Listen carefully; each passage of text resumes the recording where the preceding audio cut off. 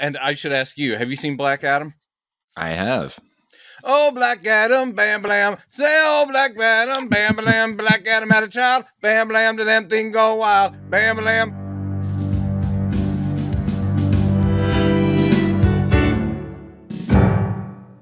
Well, hello again, Mr. Jones. Hello again, Mr. Smalley. By the way, I haven't had a chance to congratulate you on our awesome opening and music and animation. The way you did that CG version of me, like running across and going, it was pretty amazing. I was like, you have a lot of spare time. All night, yeah. I start getting into that stuff. I can't stop. I know. That whole bit where you decided to have my voice replaced by Chris Pratt. That's that was unfortunate. But I rolled with it. I tried to get him to do an Italian accent. He wouldn't do it. He said, "Why?" Like just it's me, Mario. Is that good?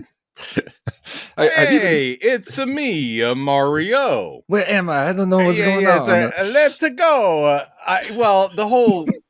I do understand. Like, we talk about fandom a lot. That's what we tend to talk about. And I'm not like, I didn't have a Nintendo when I was a kid. I have not had a game system. If I played Mario, it was at friends' houses.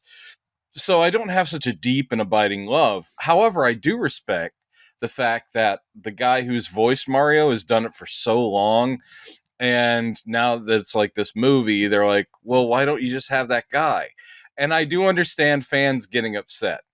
I am outside of that fandom, so I can go, the movie might be good, but I get it. I understand. Just like when they did the Transformers movie, how important it was to people who actually love Transformers, which I'm not one. I remember like, the toys are pretty cool. I don't really like the, cartoon of big truck robot talking to a little car robot is not my thing. But people that were so happy that they got whatever his name is, the guy who actually was the original Optimus Prime in those Michael Bay movies, is doing Optimus Prime. That little bit made a lot of people happy. So it is a thing where, you can get a celebrity, but there's a core fandom that might be happiest if you just left well enough alone. Yeah. I know we've had some issues like that with Star Wars too, from going from the animated series to live action. Sure, yeah. Because we got what is her name? Who plays? What's Ahsoka? Well, there's Ahsoka, who's obviously different, but also, God damn it, the Mandalorian. I know who you're talking about. Because it's the same actress. Yeah, she was Starbuck on Battlestar Galactica. That's right. Why am I blanking? I like her a lot. She's always been awesome. And was it cool that she inhabited her own animated character? Yes. That was great. That's clearly a rarity, I think. I think so. Obviously. Well, for one thing, if you're going from animation to live action, and in the case of Mario, that's not the case. In the case of Mario, it's not the case. No one expects them to look like the characters.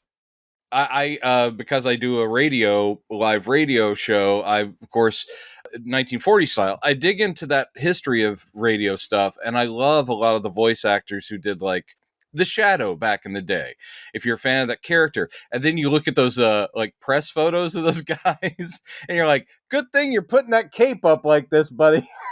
Because you don't look anything like the Shadow. Orson Welles was one of the Shadows, one of the great Shadow voices, and Orson Welles did not look like Lamont Cranston. Yeah. I'm just going to keep making this face. Is that all right? Yeah, that's fine. Anyway, so look at that. You threw a topic right in my face, and it wasn't even one of the ones on our list. We have a list of topics. Look how professional we are, too. Chad's sending a list of topics. He's sending me articles to read. This is the most homework I've done since, I think... the early 90s. Well, I'm always saying, like, don't feel pressured to do it, but then you do it anyway. I'm totally joking. It's only because what we're talking about is the stuff that interests me. So, of course. Yeah, right. Going. And there's been big news in the super world. Crazy big news. My God. I was editing. I just put out, just for those of you keeping up at home, I just put out episode number 3, which was recorded like literally 2 or 3 weeks ago. Yeah, I long was so before we much had any thinner. inkling. There was so much more dark in my beard. It was pretty amazing. But in that episode, we're trying to guess what might happen with the DCEU going forward. Like, are they going to tear it all down? Are they going to rebuild? How could they possibly rebuild? And you even mentioned, James Gunn doesn't want to do Superman. Of course, he still may not do that, but people are talking about that again, obviously. Well, he'll be involved we had no regardless idea whether or this was not coming. Yeah. Now the thing is, and I should ask you: have you seen Black Adam? I have. Oh, Black Adam, bam, blam. Say, oh, Black Adam, bam, blam. Black Adam had a child, bam, blam. To them thing go wild, bam, blam. I will say, I was waiting for that needle drop, because there's one thing about that movie I was like going, they are loving a needle drop, and at some point I'm like, are they going to do something like Black Betty? I'm very glad they didn't. That would have been cool. Well, I mean, no. What was your take on it? I'll ask you first. What was your take? I'm kind of in agreement with like this. This was these seemed to be the general consensus before I went in. It was like, oh, I really enjoyed it, or either it was like, it's terrible, but I loved it, or it's not that great, but I had a lot of fun. Like it's the this and that kind of thing. Yeah, if that's where you're landing, it's kind of where I'm landing. I said, because John and I, my friend, we podcast together. We went to go see it together. He liked it more than I did. He is always the more forgiving. I mean, he has an enthusiasm, and enthusiasm is usually going to trump the nitpicks like I have. But I still sat there and I enjoyed it. And I said, this is one of the upper tier DC EU movies, but that is still below almost any Marvel movie.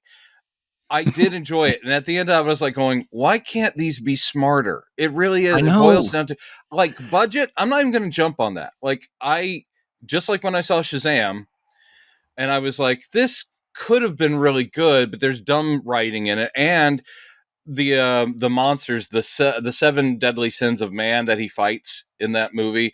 Yes. They all are just like big CG video game bosses.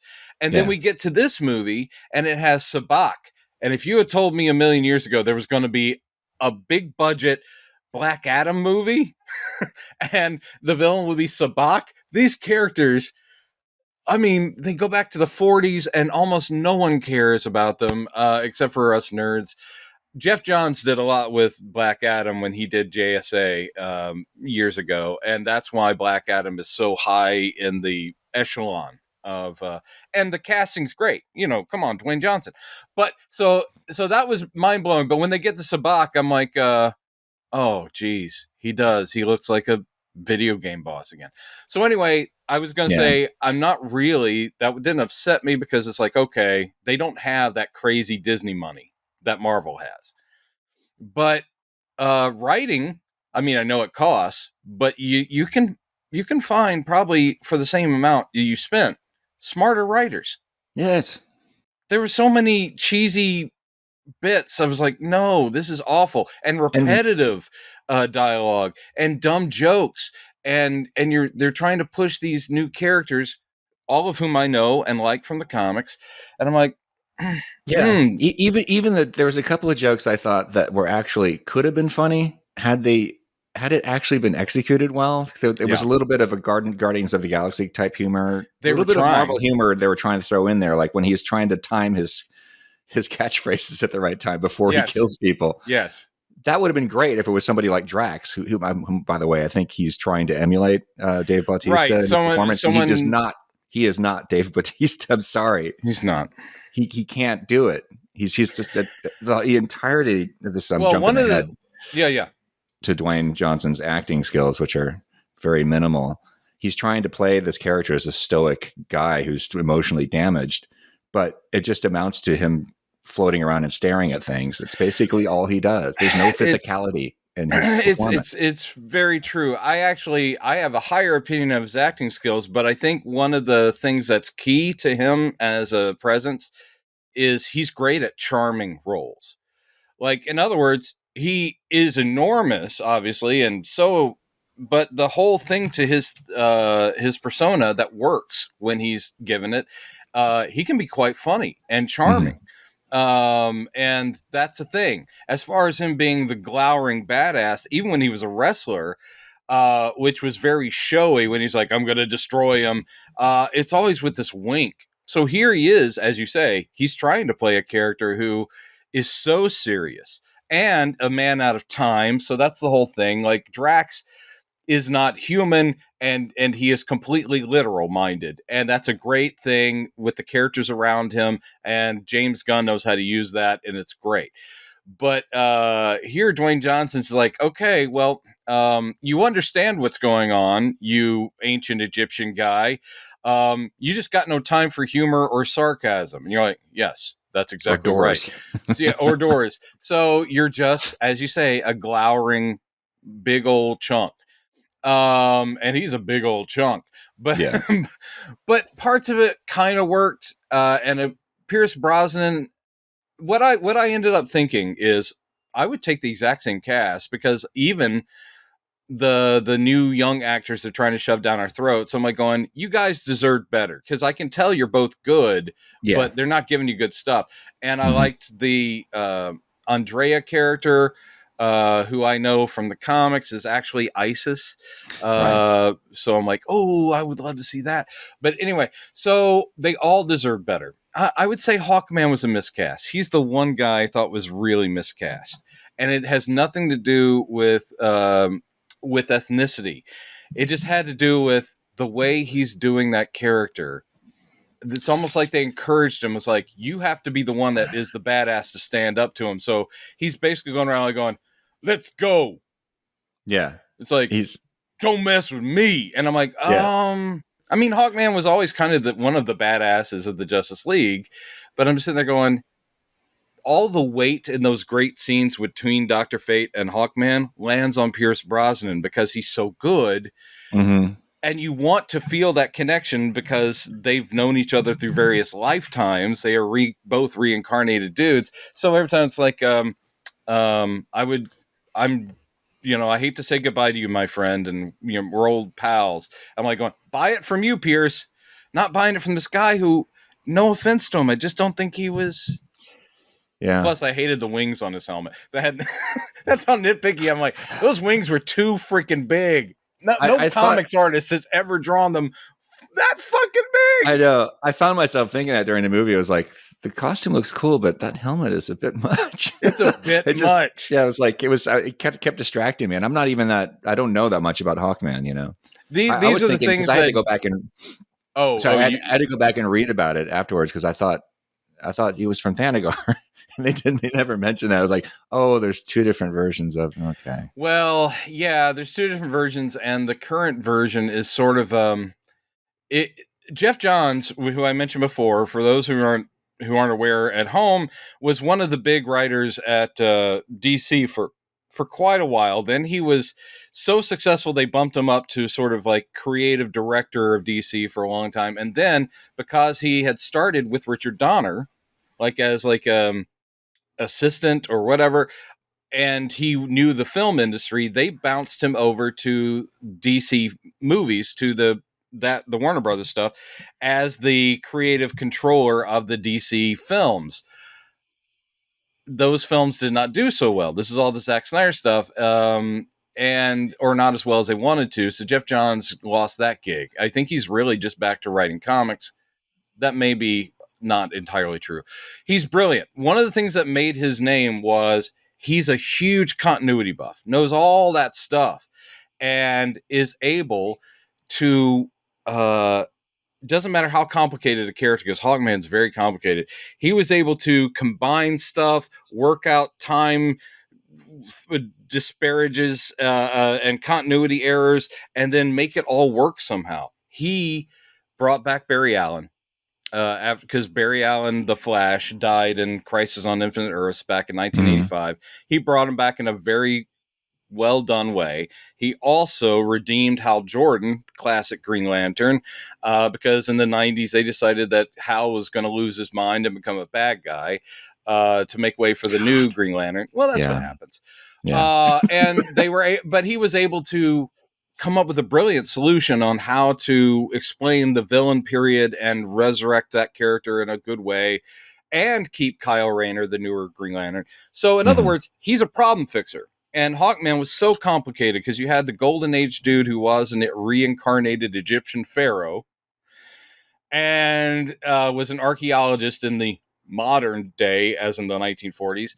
And then you had Katar Hall, which was just the reboot, who was an alien dude from Thanagar, alien police officer. I love Silver Age comics. They're batshit. I've got hawk wings and a hawk helmet, but I'm a cop from another planet. Have you seen my spaceship? It looks like a big yellow arrow. Sure. Yeah, that makes sense. Here's my wife. She also has wings. Anyway, tell me more. By the way, that should be a t-shirt for our podcast. Here's my wife. She also has wings. So that's and so the version they have now is what Jeff Johns did, which was a sort of cumulative blending of all those complicated histories. And it all works in the comics. And here I wasn't expecting any of that. I didn't expect they were going to bring up, I wanted to see or have them mention Shiera, who's his wife. Like Hawkwoman's a big part. I'm like, where is she? John was there. I pounded my little fists. Where is she? And then the people at the nice Regal Cinema people asked me to leave. Sir, we tried to tell you there's no Hawkwoman in this film. I'm not happy. Would you please leave? Would you please leave? Anyway, so all that aside, I generally liked what they tried to do, but all those people, like I said, deserve better writing. Yeah. And the whole point of it is, it's okay. And then we get to the mid-credits button, which had already been spoiled. Weeks ago, people were going, Cavill's going to be Superman, and the I was like, what? Yeah. And there he was. So in other words, there was no surprise for me. And also, did I think it was well scripted? No, because I'm sitting there just like with the movie. Please explain why Amanda Waller is being all like, you can't leave, Kondak. We're going to keep our eye on you. Don't mess with me. I'm Amanda Waller. That's very Amanda Waller. But I'm like, what did he do that the U.S. government's like, don't leave your country? He put down an evil creature and saved everybody. Other than the fact that he was released from her prison, is there any reason why the U.S. government would be like, you are not allowed to leave Kondak? Yeah. And he's like, you got nobody powerful enough to stop me. She goes, oh, I know one or two people. Boom. Henry Cavill with a spit curl. Spit curl and the John Williams score, which John Williams score, brighter colors. At least a few notes of it. Yeah, brighter colors. I was like, oh, they're listening to some of us. But again, John can attest to this. I did not actually pound my little fist going, where is she? But when he shows up and he's just like, he comes down, he floats down, and he's in shadow walking forward, I was muttering like going, red shorts. Where are the red shorts? Are there red shorts? Are there red shorts there? I actually did that, and I am embarrassed. And John was like, God damn it. But was there? I don't remember. No, well, they don't show. They don't show from down. Because as he walks forward, the camera moves up. So you never see from below the waist. He might not even been wearing pants, Chad. He's like going, Black Adam, we need to talk about this. Have you seen my pants? Yeah. But anyway, so it was cool to see him. Of course, that guy looks great as Superman. And now he is, he's telling people now that the secret's out, that he's been signed to other Superman films from Warner Brothers. And he's saying, it's my chance to finally do a hopeful and, he said joyous. He said a joyous Superman. So he is basically getting out in front of it and saying, guys, it's not going to be the Snyder stuff. When I come back as Superman, he's going to be a much brighter, happier guy. Yeah, I have no doubt of that now, especially knowing, I'm sure everybody who's watching this already knows, James Gunn and Peter Safran have been brought in to lead the brand new DC Studios, which is a pretty brilliant idea, I think, to have two guys, because you've got, very experienced director, writer. Yes. and a very experienced producer. Yeah, who've already worked together. Realized they kept looking for another Kevin Feige. Kevin Feige is really, I mean, that's just not something you're going to find. That's a rarity. No. Yeah. Someone that can handle all that and has that built-in fan love. So it is very funny because we last week had talked about that. Also, I was talking with John about this before Black Adam, because we saw Black Adam before this news. And we were saying, like, man, who knows where it goes from here? Are they even trying to build something, or is it we're just going to see the last things they finished and they're going to scrap everything? Yeah. And then we're talking about who's going to replace, blah, blah, blah. And, we did say, it's like, well, it knowing them, they're probably going after James Gunn, but we said, yeah, but Gunn's already said he has no interest. He loves those characters, but he has no interest in guiding the big characters. He wants the fringe. He wants the people he can mess with, and no one's going to get too upset. Yeah. Yeah. And then, of course, they announced he took the job. So I'm like, yeah. It's like, well, okay. They must have backed up that money truck, Chad. Yeah. Beep, yeah. Beep. If you listen Big now, time. Beep, beep. You can actually hear the money truck still backing up. That's what there it is. That's what that is. Okay. Like, it was keeping me up, and I like, shut up. Yeah, that was the money train. Gunn lives over there. No, he's not down. He's over there. So yeah, the big question is now, like, I think you already touched on, how are they going to handle the old continuity, the old canon going forward? And I don't really know what to expect. I mean, there's somebody on Twitter I was talking to last night, a big Superman fan who hated the Snyder stuff, and is a big fan of James Gunn, so he's excited. And I said, what do you think they're going to do are they going to reboot everything? And he says, the probably most likely thing they're going to do is just try to clean up the old continuity somehow, but continue with what they have. And I said, that does sound more likely, but I'm like, I don't know. Well, my preference, and this is, movies and comics, like when the New 52 thing happened, and I was like, ugh. I mean, it was a full line-wide reboot, and I just didn't like the takes on most of the characters. And then they were going to do, all right, sorry, we heard you fans, you didn't like this, so now we're doing Rebirth. And Rebirth was yet another DC-wide reboot. I always think, if you're going to reboot, it can't be, well, we're going to pretend that all the stuff that Grant Morrison was doing with Batman is still canon because we still have him to contract. He still wants to keep doing it. In other words, they were like, we're going to start over, except for these guys over here. They're going to finish up there, and we're going to somehow blend it. And I'm like, no, a reboot really should be day one. They should scrap the entire DC universe and start over. Have Superman have his first adventures. Let Batman just start, and Wonder Woman and all that, instead of like trying to contain some of the stuff where Batman still has 18 Robins and somehow the guy is still 38 years old. How are you 38, Bruce Wayne, and still have 18 Robins? Did they all get 6 months? It's like, Dick, you've been a fine Robin. Enjoy puberty and having sex. Hello, Tim Drake. How are you? Oh, sorry, I skipped over Jason Todd. No, he was here for about 4 hours. He was a Robin for a little bit. And now the Bat family is like literally filling entire SUVs full of like, did everyone remember that? Where's Ace? Did anyone get the Bat Hound? So, and it's the same with the movies. I would prefer, like you, that they just start over. I'm not saying get rid of some of the good actors. Definitely keep Cavill. He deserves a chance to be in good Superman movies. But let's not try to hang on to this nonsense that Snyder started. And yet, they're not going to do that. Your friend is right. The guy you were talking to is right. They're going to do a soft reboot where it's like, we're just course correcting tone, and everything that happened did happen. But and they've also they backed the same, maybe not the same money truck, but they've backed that up to Ben Affleck's house too. Because even with the Discovery people in charge now, they did say, no, let's keep Affleck.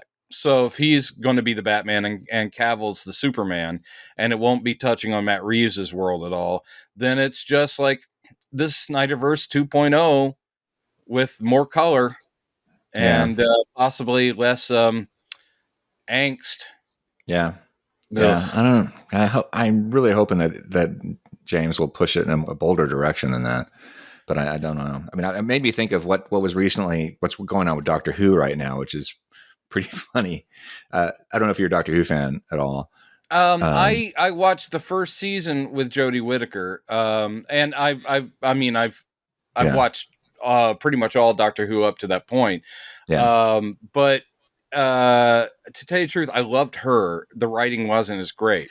That's exactly it. Yeah. And she deserved better because Jodie Whittaker is a international treasure. I've loved her in every film and TV show I've ever seen her in. She's amazing. And I thought she was delightful. And I'm like, oh, if only this was like a, Russell T Davies season where you had those kinds of scripts, or a Stephen Moffat season. You deserve better writing. Yeah. They tried. Yeah. And what's the new hubbub? Because she's stepping down, right? Well, she's gone. Yeah, she had her final. It was the Christmas, or I guess it's not the Christmas special, but the special that just came out. So she's regenerated into who? David Tennant is coming back as the Doctor. What? For at least a limited time, because they'd already announced the next Doctor, but then they just kind of threw this at us. Surprise! David Tennant's coming back first, and then this other guy's coming in. Now she regenerated as a previous Doctor. Yes, I don't like the scene. That. The scene actually is. I haven't watched the whole episode, but I just watched the scene at the end where he reappears. It's actually pretty good. Oh, I'm sure. I mean, they're not going to. It's pretty great. So that's a huge thing. They're not going to just crap that out. Not only is David Tennant coming back, but Russell T Davies is coming back as well. Oh, nice. As the showrunner. So they're really trying to do a cleanup, fix it up job now before they move on to the next iteration. And so that made me think, it's like, are they allowing Henry Cavill to come back just to get people interested for a brief period of time? And then they're going to start another continuity, kind of like the Batman, which is in a different universe, just to get people on board again. Impossible to predict. I think that even, again, I think you could literally start over by keeping the actors that want to be there and the ones that were well cast. I think that I doubt the actors. I can't speak for them. Maybe they know all of Snyder's, like his end game. He had already told them his whole apocalypse storyline and all that stuff that he was going to do. And so it's quite possible that you'll have some of those actors going, I wish we had stuck to what Snyder wanted to do. And I'm like, yeah, but I think most of them would be fine with just starting over.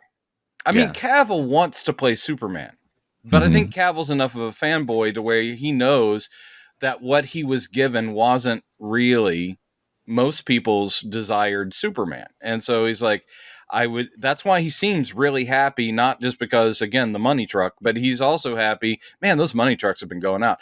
But he's also genuinely happy because he knew he didn't get the real character. Now he's like, oh, maybe I have a chance to play the real character. But they'll still have to acknowledge bad Pa Kent and his bad advice. They'll still have to acknowledge all the shit choices that the Snyderverse had. I know. That's what I don't like. They're still going to have to acknowledge an Aquaman who goes, oh yeah, my man. I'm Aquaman. What up? Yeah. And I like Jason Momoa. It's just like, I'm like, yeah. Wouldn't he be better as Lobo? I mean, it's basically what he's doing. Oh, right? Shit. He would be awesome as Lobo, to tell you the truth. Yeah.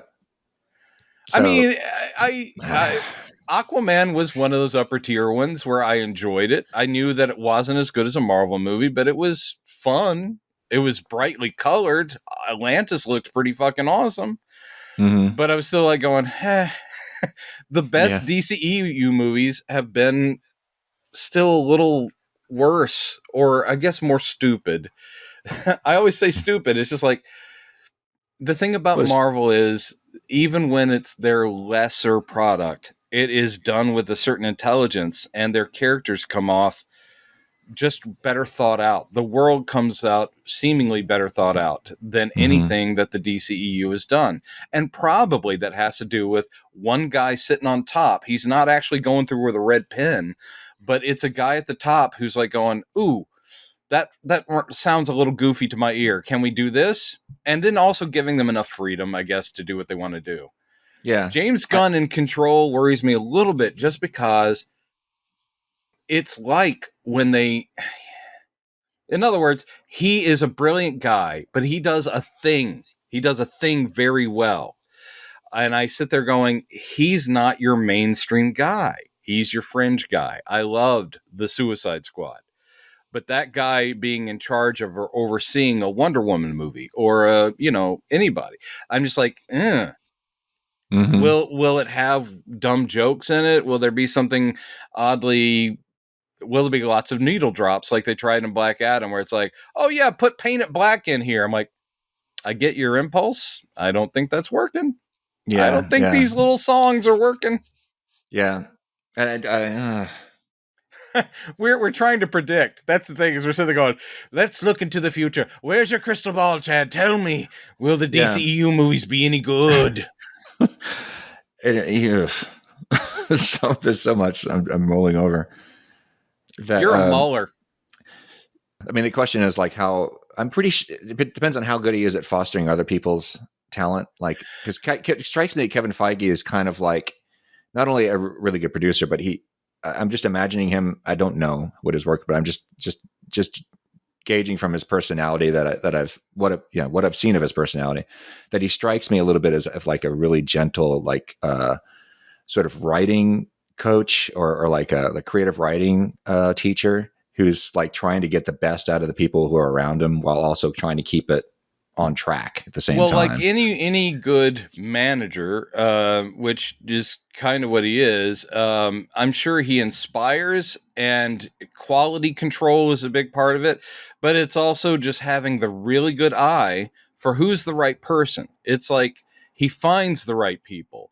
And but unfortunately, I think sometimes, in that kind of position, Feige, as brilliant as he is, he still fell out with, Edgar Wright over Ant-Man. After Edgar Wright, who had a deep passion for that project and had already developed it so much, and they still could not come to terms. And, so in other words, it's not been a perfect system that he has. But generally speaking, he finds brilliantly individualistic directors who are willing to bring their own feel under the Marvel umbrella. And some people do balk at that. It's like, I think Edgar Wright was kind of probably one of the, I'm going to do an Edgar Wright movie. And he's like, it still needs to be an MCU movie. Everything has to fit in. And he's like, I do think, at least recently, Kevin Feige has maybe given a little bit too much freedom to one particular director. Taika Waititi, I think. I love what he had done with what was the one that came before? Ragnarok. I thought that was great, and it was a really great balance of humor and drama.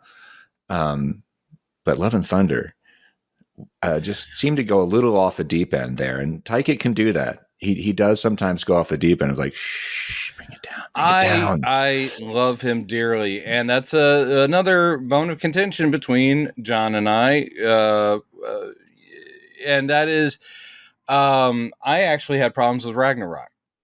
Oh, yeah? And I liked it a lot. I mean, I did like it a lot. It's just that I kept thinking, for the storylines you were including in this one movie, you're including the destruction of Asgard, the death of Odin, Ragnarok.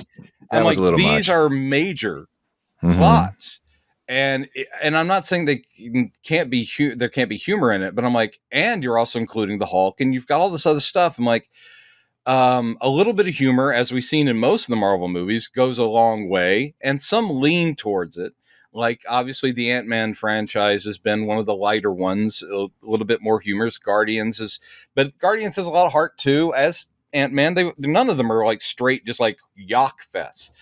But I thought, wow, if you want to do a funny Thor movie, and there's plenty of material you can certainly go to for that, or just come up with something original.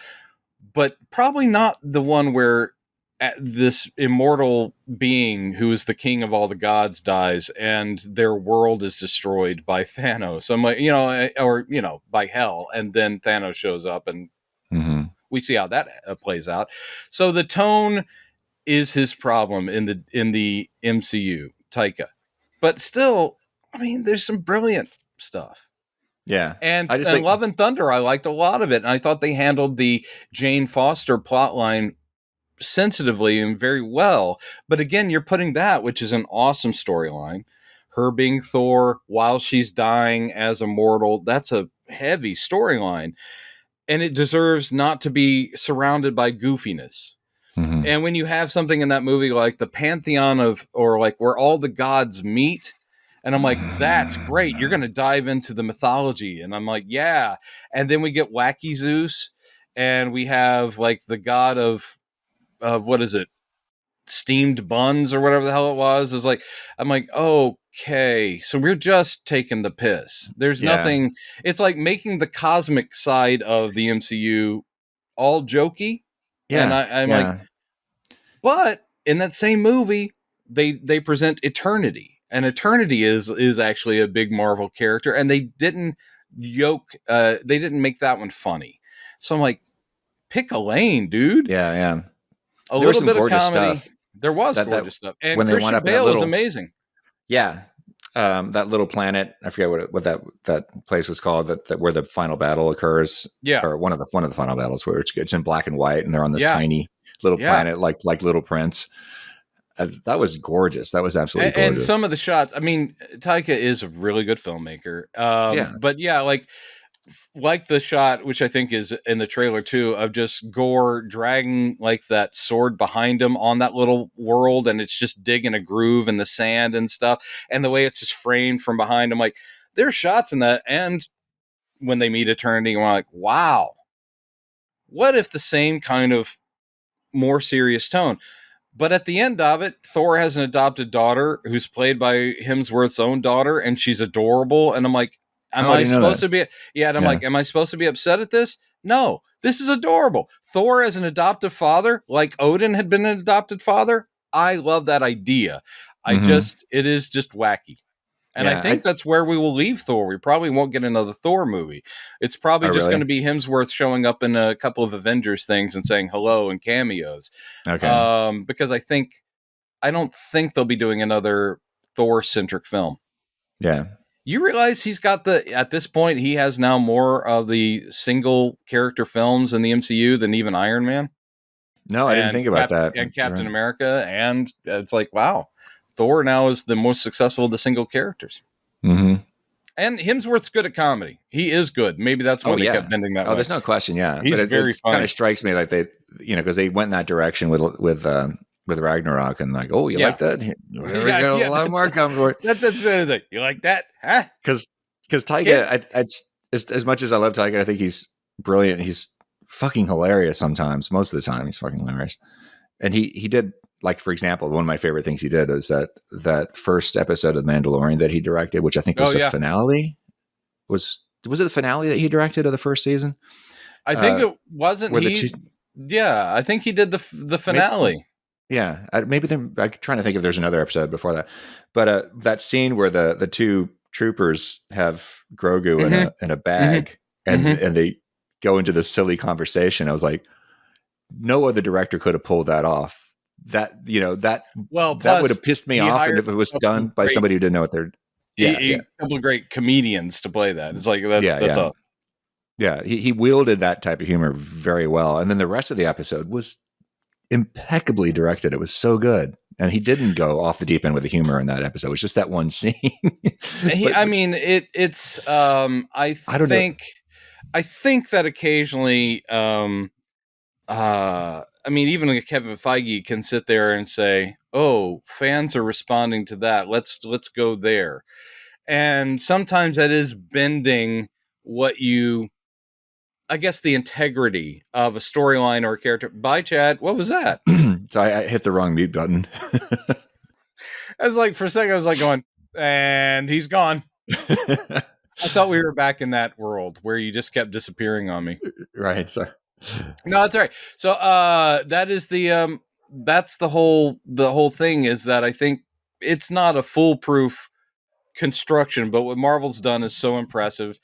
And right now people might whine about, so many superhero movies. I'm like, do you realize that what Marvel's done, specifically Marvel, I'm not saying all the other folks who are doing superhero movies, some of which I thought were great, but essentially they're going to write books about it.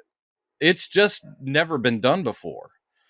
The longest running film series would probably be Bond, and Bond does not have an interior continuity. They change Bonds out and they start over, and Craig's Bond actually died, but we're going to get a new Bond in a few years. It's like it's not the same thing. What Marvel's done has never been done. Yeah. And it's really fascinating. It's like the interconnected tissue of an entire multi-decade film series, mind-blowing to me. Yeah. But then again, I'm a comics nerd, so for me, it's like going, "You finally movies for me." I know what they're talking about because I saw a movie 8 years ago where they mentioned that. Hi. It is awesome for me to sit there going, "Oh, that paid off." They set up a thing and it paid off. Have you seen the Quantumania trailer, my friend? Oh, dude, yes. I cannot wait for that. And it was beautiful. I just love the whole idea of the whole plot and everything. But the use of Yellow Brick Road in that trailer. I need you to get out of my head, Chad. I need you to get out of my head. It almost, I didn't tear up, but it was that perfect of a use of a song. It was like, yes. I don't know if it's the same people they had cut the trailer for Wakanda Forever, but their trailer game has crazy stepped up, because the Wakanda Forever trailer was a masterpiece of a trailer. It actually had emotional weight to it. Yes, of course, Chadwick Boseman's passing, and so they're addressing that right off the bat. But their music choice for that, the way it all tied together, and introducing Namor and all this stuff, I'm like, Jesus, what a great trailer. And then wait a couple of months, and then Quantumania, and you're like, good Lord. And they're giving you a little bit of, right at the beginning, it's so smart, giving you a little bit what you're expecting from a Paul Rudd Ant-Man film. It's like, starts off a little bit goofy, of course, there's the goofiness, and then they're like, oh no, motherfuckers, we're in the quantum realm. Here's Kang the motherfucking Conqueror. And yes, I'm using language that I wouldn't normally use outside of public transportation, but they bring in fucking Kang the motherfucking Conqueror, and it has that shift where you're like, oh. And we realize that in an Ant-Man movie, they are launching the next big phase. I mean, Kang is the guy for the next whole run of movies. So this is your new Thanos. And Jonathan Majors, I love this dude. Yeah. Did you watch Lovecraft Country, by the way, on HBO? I watched a lot of the first season. And well, there is only one season. They did not bring it back, which is a shame. I'm not a big horror fan, so some of the episodes that went really deep, I was like, but there was a few of them. The ones I watched, I thought were great. Like that episode where they discover that tomb or that labyrinth that's beneath the house, and it's like an Indiana Jones movie. Like, I love that. That was so good. It was great. Every episode of that show would take you somewhere else, and it was pretty fascinating. I loved, of course, the sort of thing where the young girl has been drawing a comic. It's actually, she didn't know she was drawing a comic about her own mother's adventures in the multiverse, like where the space heroine she had created was actually what her mom becomes by going through this dimensional portal. It's like, it was a great show, and I'm sorry he didn't come back. But Jonathan Majors, I was like, you're great. And then seeing him in Loki, I'm like, this is awesome. He's kind of goofy, just like Loki, but then there's this edge to him, and the whole thing, he's like going, yeah, I mean, go ahead and kill me if that's what you need to do. He goes, but all of my alternates, all of my multiversal alternates, they're much worse than me. So you kill me, I'm the only one standing between you and them. Is like, that's on you. And so they make that choice, and you're like, and at that point it starts. Loki starts the whole thing. Now it's going to Ant-Man. And you heard about the line that they don't have in the trailer, but that they saw at Comic-Con, right? No, what's that? At the end of the trailer, when he's like going, I can do all this, give you more time, and does, it's like, but I'm going to need you to do something for me, and all that. He's making a deal with Ant-Man. And he goes, what do you say, Ant-Man? But they, at the Comic-Con, which they saw more footage, when Paul Rudd as Ant-Man enters, he's like, who are you? He's like, Ant-Man. He goes, I don't remember. Did I kill you before? Oh yeah. And it's like, whoa, god damn it, that's a Kang line. Mm-hmm. I love that Ant-Man, the guy that no one even really remembers or cares about, is going to be the dude who's going to, oh shit, I'm at the forefront. And we get Cassie in her teenage state, so she's going to be Stature. They're starting the Young Avengers already. Yeah. Falcon and Winter Soldier. They introduced Isaiah from Truth, and it's like we're going to get, possibly Patriot if they keep his name, but it'll be like they'll have him, and they've got Kate Bishop over at Hawkeye. Oh man. But I mean, they are laying the groundwork for all the stuff, which is just so freaking impressive.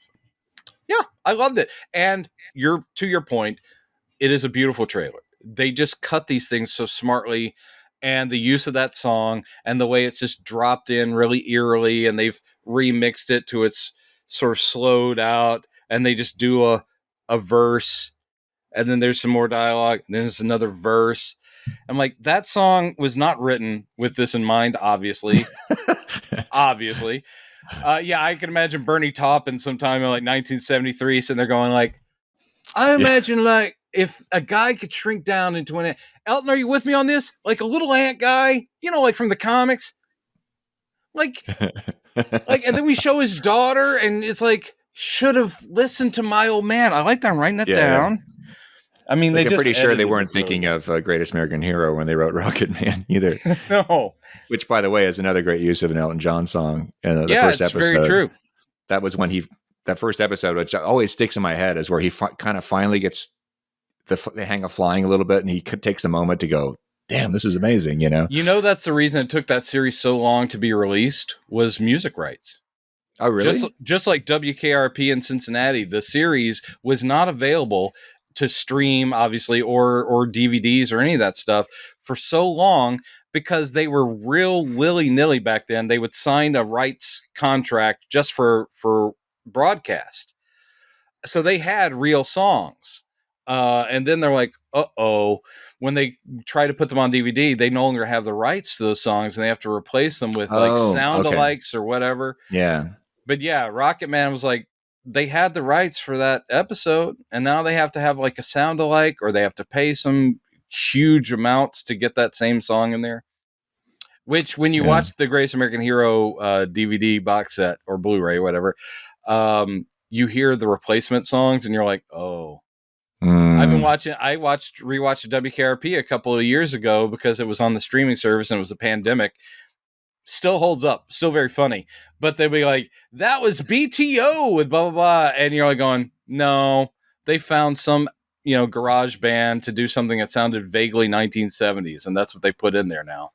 Okay, I get it. I know how that those it's not easy to get the rights to an actual recording. Same with SCTV, because SCTV in the early days would have musical guests, and then they didn't even have the rights to the musical guest appearances. You're like, oh, are you kidding me? Tommy Two-Tone is going to raise up a stink because he appeared on an episode of SCTV? The guy who did, Jimmy, I got your number. I need to make you mine. And he's sitting there going, no, you can't have it. Sorry, you can't have it. You're going to pay. You're going to pay. Yeah. SCTV. But anyway, so Quantumania is, I'm very much looking forward to. First up, though, is Wakanda Forever in just a couple weeks. Cannot wait. Yeah, and Black Adam is okay, but I'm not really. What's the next big DCEU? Is it Shazam? Fury of the Gods? That's a good question. I don't know. I guess if Flash isn't due, they keep Flash pushing it back. Flash may never arrive. It just depends. But it wasn't due out until next year sometime, right? Is that what they're... Was that? Yeah, that will be next year. It's not coming out. It's not coming out this year. We were going to have, I think we were going to have Batgirl before the end of this year, but we're not having Batgirl ever. Yeah. Oh, well. Dear Mr. Zaslav, who owns Warner Brothers now, please stop throwing away movies.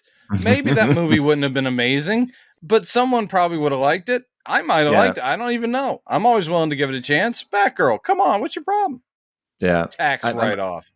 I hope that, because I know that Dwayne Johnson, getting back to the Black Adam movie, that he's like, next movie, Superman versus Black Adam. Like, I really have no interest in seeing that now.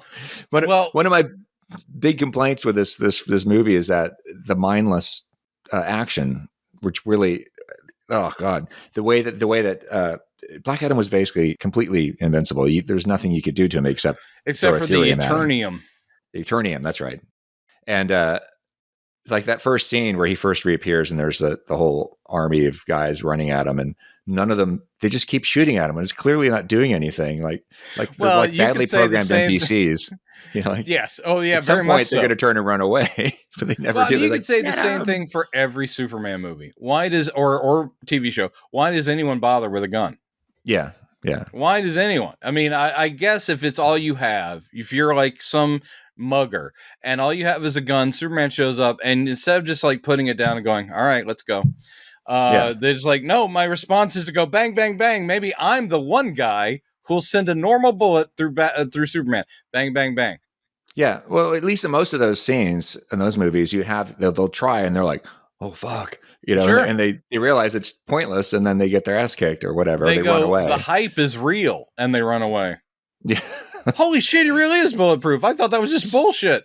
So like with Superman in Black Adam, I was like, great, now we're going to get another movie of them bam, bam, bam, bam for 2 hours. What's kind of... well, actually, you know what I did love about that button was not just the spit curl, not just the color, but Campbell shows up and he goes, we need to talk. And I'm like, I know that's not a huge thing, but I'm like, Superman is not coming to beat the guy's ass. He goes, let's talk. And I'm like, oh, I know that's a little bit, but that's the right thing. The character would be like, hey, let's just hash this out first. Superman is not looking to punch people in the face. It's like, do we have to do this? Okay, here we go. Here we go. Here we go with the punching. Here we go. But yeah, you've got Dwayne Johnson in the press going like, I'm going to give the fans what they've always wanted, and that's Superman versus Black Adam. And I'm in the back raising my hand and going, hello, Brendan Jones, independent news service. Here's the thing. I don't want that. What I've always wanted was Shazam, aka Captain Marvel, versus Black Adam, because that's his villain. Superman's got plenty of his own. Thank you. Good night. Yeah. And then they asked me to leave. But what I actually said to John was, I would not be surprised if probably not the next Superman movie, but the third Shazam movie. And I really prefer to call him Captain Marvel. His name is not Shazam. Anyway. But the third one will probably be what he's talking about. The third one will be Captain Marvel, Black Adam, and then I bet Superman also in there.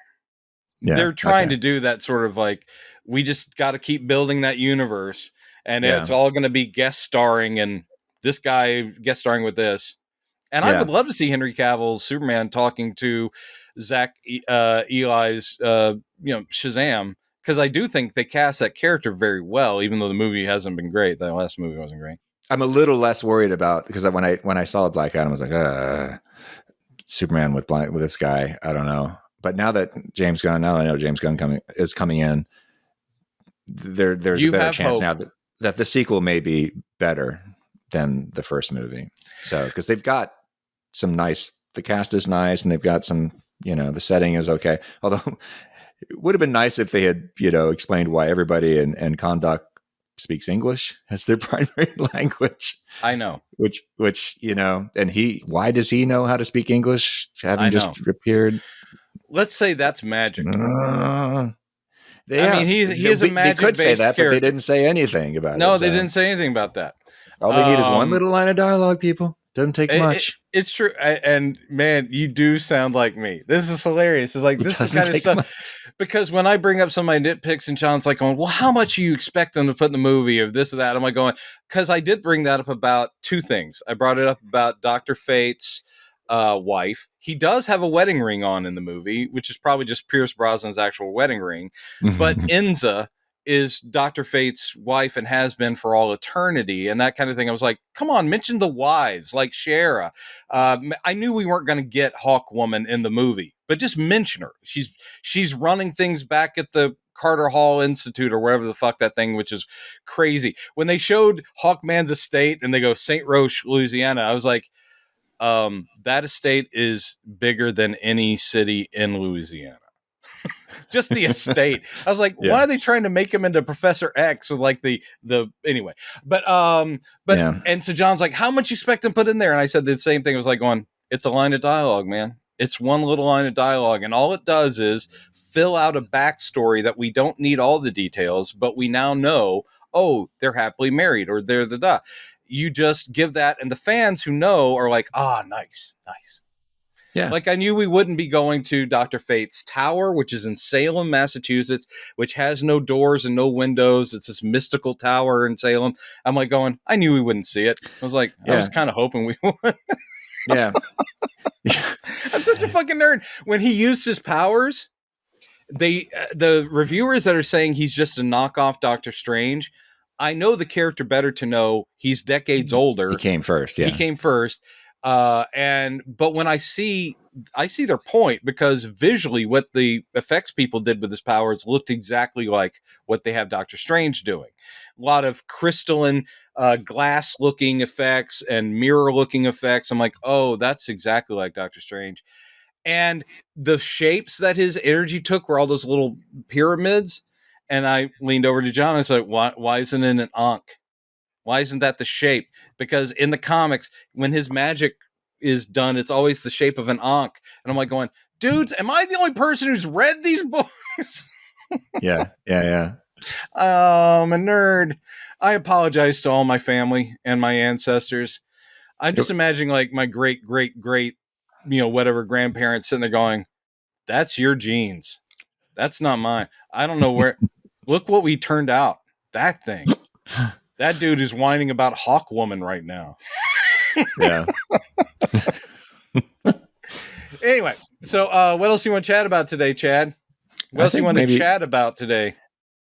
Why don't we touch on She-Hulk really quickly, and then let's touch on it and how good it was.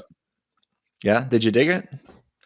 I did. I thought I only had a little problem with the end, even though I know what to expect from She-Hulk, because she has often been a fourth wall breaker in the comics. Sure.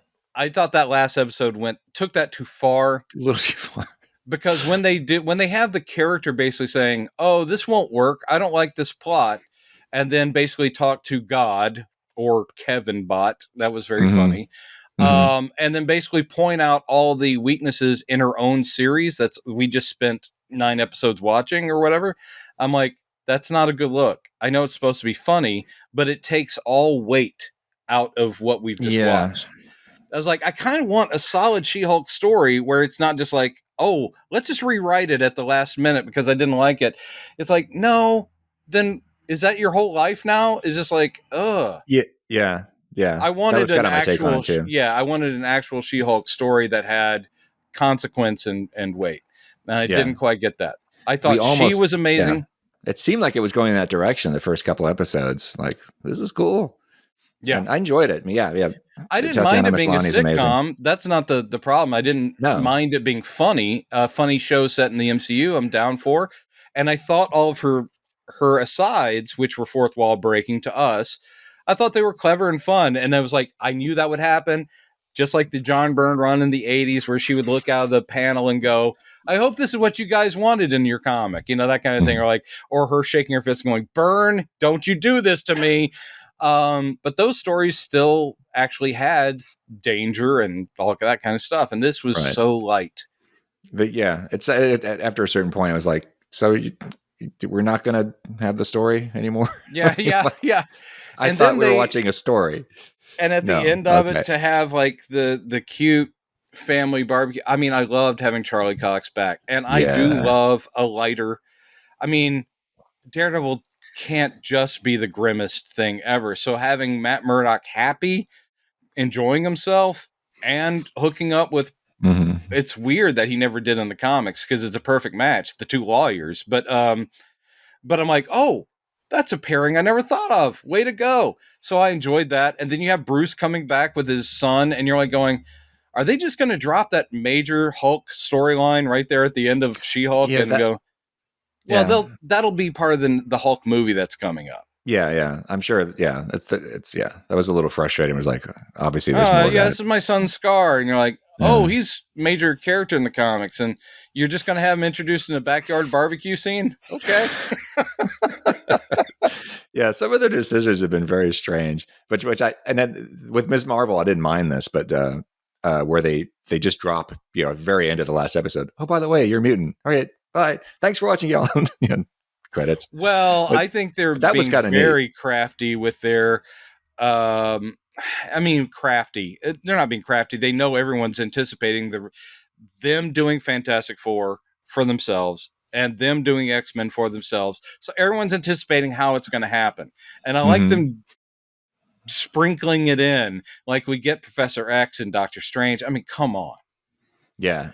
Other than the fact that they introduce all those multiversal characters and have them all killed off in like 5 minutes. Other than that, I was losing my shit in the movie theater. I'm like, oh, Professor X in the yellow chair. Oh, Reed Richards, get out of my life with that because it's too much. Captain Carter, more please. Yeah. I have the Captain Carter action figure, by the way. Oh, good. Well, Captain America is my dude. Captain Carter as a what if, and not just like the literal cartoon what if that they created the character for, but as just an alternate reality thing. I love that idea. Peggy Carter's awesome. And her getting the super soldier serum. Yeah. And then having Haley Atwell in that suit and fighting. I'm like, yeah. Too bad that Wanda can destroy entire universes. It's a shame. She never had a chance. So what do you think the odds are? We're ping-ponging around here that I always do. That John Krasinski actually reprises the role again, because people going back said, no, that was just in Doctor Strange. They keep saying that, and that's. I thought he did a fine job, but we only saw him for 3 minutes. I think that's a great look for the character, and I know he's a good actor, so I'm all for it. The fan reaction was so insanely positive that they'd be stupid not to listen to that. But I don't know. And then people are going, well, cast his wife, Emily Blunt, to be his wife, Susan Storm. And then the nerd in me said, they're going, no offense, she's supposed to be younger than him. And if we are just meeting these characters and you want a franchise, you might want to start with younger versions of everybody. Yeah. Because otherwise, the second Fantastic Four movie, they'll all be 60. And that's not good. That's not good. That would make a lot more sense. Yeah. Just because we're reaching the what you're saying, the Marvel universe is already pretty mature, and they might want to start setting up for the next phase. I kind of, if they do recast, I'm sure that'll be the thinking. Not that they didn't like Krasinski, and not that he's probably actually sitting there going, "Come on, guys, come on, you want, come on, you want this." But they're like, "Oh, you are almost 50 years old now, and you don't start a franchise with people who are middle aged," which is probably why Daniel Craig wrapped up after 4 or 5 Bond movies, going, "I'd like to see my grandchildren. So please stop doing this to me." You kind of have to. Movies aren't like comics. Comics come out every month, so you can slow down aging processes or never even address them because people just accept they're always young. But when you have actors in roles, you either recast them or you kill the character like they did with T'Challa, because Chadwick Boseman was so indelible, they didn't feel that they could recast Black Panther, so they just killed him off. But in the case of Professor X, I mean, it was great to see my man, Patrick Stewart, there for one last time, but he's getting into his 80s. He will not be the Professor X when the X-Men appear in the MCU. Right. It'll have to either be, maybe they'll stick with McAvoy. He's like going, anytime you need a young Patrick Stewart, please call me. Or they'll find somebody else, but they always have to, it won't be, Hugh Jackman's going to be Wolverine and Deadpool, but that's a multiverse thing. So he'll be one last time Wolverine and then look at the camera and go, but you're not expecting me to be Wolverine when the X-Men show up, right? Okay. Just so you're we're clear. Just so we're clear, because again, I'm an old man. So Fantastic Four, they don't want to do just one Fantastic Four movie. So they need to go younger. Yeah, I hope they do the same thing with X-Men too. like you're saying. Because I mean, fresh slate. I mean, everyone can respect and love what happened in the Fox X-Men films, and what's more, they're canonical because it's a multiverse. We already know that what happened over there did happen in its own universe, just like Tobey's Spider-Man happened, and so did Andrew Garfield's. And I love the multiverse; it gives you the infinite outs. Yeah. But for the official MCU Fantastic Four, start over, start new, and same with the X-Men. Yeah. Totally and I agree. will not be happy unless they start with the original team. I want Beast, Iceman, Angel, Cyclops, and Marvel Girl. And yes, it's 2022, but you will not call her Jean Grey. She will be called Marvel Girl with a mask. The Beast will not have fur, it'll have big hands and big feet. If you want my dollar. Because that's how much movies are now, right, Chad? $1? Yeah. Last I checked. Anyway, I am looking forward to what they do. And this has been a fun chat as usual. I feel nerdier. I wish you well. What are you doing for Halloween? I've got a couple. We're playing, not on Halloween, but we've got 2 shows this weekend. Do you guys have like spooky songs you do for the season? No, I mean we don't really do special Halloween songs, and we do have a couple Christmas songs that we do, but we'll start playing them in July just to piss people off. You don't do the Monster Mash? No. But it's a graveyard smash, Chad. Did you watch do you watch the Red Letter Media guys? No. I've heard of them. I just want to say this one joke that we could tie it up. They're famous for these long form analyses of the Star Wars films, and done in a very comedic way, but making very salient points. And the one for Revenge of the Sith, they're breaking down the scene in which Anakin Skywalker becomes Darth Vader. Where he's dubbed Darth Vader by Palpatine, and the way the guy. His name's Mike Stucklasa, I think his name is, the guy who does all the narration and editing on that channel. He says, so Anakin kneels before Monster Mash and pledges allegiance to the Graveyard Smash.